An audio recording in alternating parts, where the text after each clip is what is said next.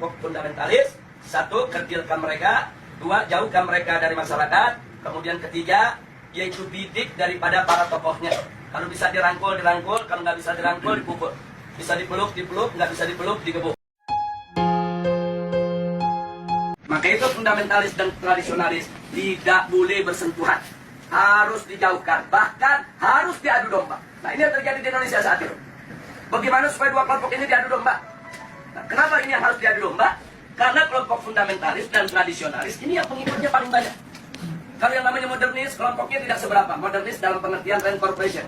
Apalagi liberalis. Mereka nggak seberapa. Mereka punya basis massa. Kita bicara basis massa akar rumput.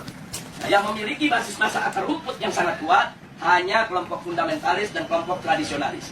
Maka itu kalau ini bersatu, ini akan menjadi satu kekuatan umat Islam yang maha dahsyat, yang bisa merontokkan kekuatan mereka, sehingga mereka akan melakukan berbagai macam upaya bagaimana dua kekuatan ini untuk tidak bersatu. Nah, itulah sebabnya aksi 212 di mata mereka ini merupakan persatuan antara fundamentalis dan tradisionalis dalam negara. Yang kedua, jangan pernah berikan ruang kepada kelompok fundamentalis di media-media resmi mainstream tingkat nasional. Yang ketiga, yaitu jangan pernah memberitakan segala kebaikan sebesar apapun yang dilakukan oleh kelompok fundamentalis. Yang berikutnya, setiap kesalahan sekecil apapun yang dilakukan oleh kelompok fundamentalis harus diviralkan, harus disebarluaskan, dan harus diulang-ulang. Nah, supaya itu melekat di hati masyarakat bahwa mereka adalah orang-orang yang tidak layak untuk diberikan tempat di kita punya negeri atau di negeri Islam. Nah, kemudian nggak sampai di situ. Kelompok fundamentalis yang manapun jangan pernah sebut mereka dengan rentetan gelar-gelar akademik mereka. Nggak boleh. Apakah itu gelar-gelar kehormatan di tengah masyarakat atau gelar akademik, profesor, doktor, dan lain sebagainya. Jangan. Cukup sebut namanya aja untuk mengopinikan di masyarakat bahwa kelompok fundamentalis itu kuper, bodoh, tidak berpendidikan, tidak punya gelar, nggak ngerti dunia akademik, dan seterusnya. Jadi cukup sebut nama mereka, tidak perlu diberikan embel-embel yang lainnya. Nah, kemudian nggak sampai di situ. Jadi masih banyak lagi yang mereka lakukan, apa yang kita alami saat ini di kita punya negeri.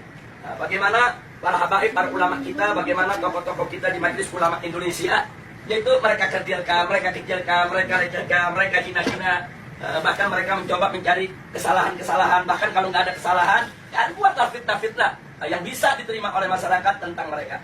Dan ini akan mereka lakukan terus. Jadi artinya bagaimana cara menghabisi kelompok fundamentalis? Satu, kerdilkan mereka. Dua, jauhkan mereka dari masyarakat. Kemudian ketiga, yaitu bidik daripada para tokohnya. Kalau bisa dirangkul, dirangkul. Kalau nggak bisa dirangkul, dipukul. Bisa dipeluk, dipeluk. Nggak bisa dipeluk, digebuk. Nah, jadi ini yang mereka lakukan. Nah, baik, sekarang yang kedua. Lalu bagaimana dengan kelompok modernis? Kelompok modernis bagi mereka yaitu statusnya aman. Bagi mereka statusnya aman.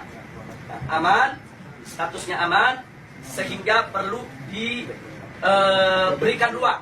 Diberikan ruang publik, diberikan ruang media, diberikan ruang dalam sistem pemerintahan, perlu didengar suaranya.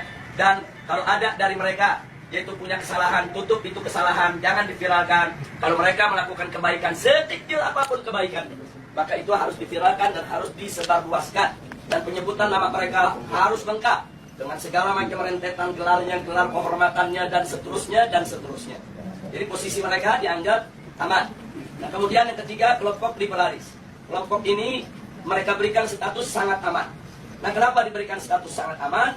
Karena kelompok ini bukan hanya sekedar dianggap kawan, tapi sudah dianggap sebagai antek. Beda kawan dengan antek. Kalau modernis itu masih kawan barat, tapi kalau sudah liberalis itu antek barat. Nah, jadi mereka sudah tidak ada nilai kritis sama sekali. Nah, tapi justru kelompok ini yang mereka besarkan. Kelompok ini harus dibesarkan di seluruh negeri-negeri Islam.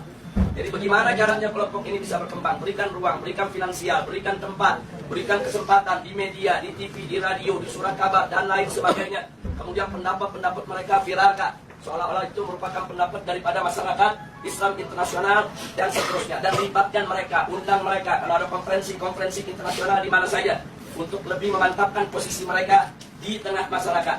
Dan kalau mereka punya kejelekan, sejelek apapun, sebesar apapun, yaitu supaya disembunyikan. Jadi jangan kaget Kalau tokoh-tokoh liberal di Indonesia ada di antara mereka yang menghamili sekretarisnya, yang memperkosa pegawainya, tidak pernah muncul di media.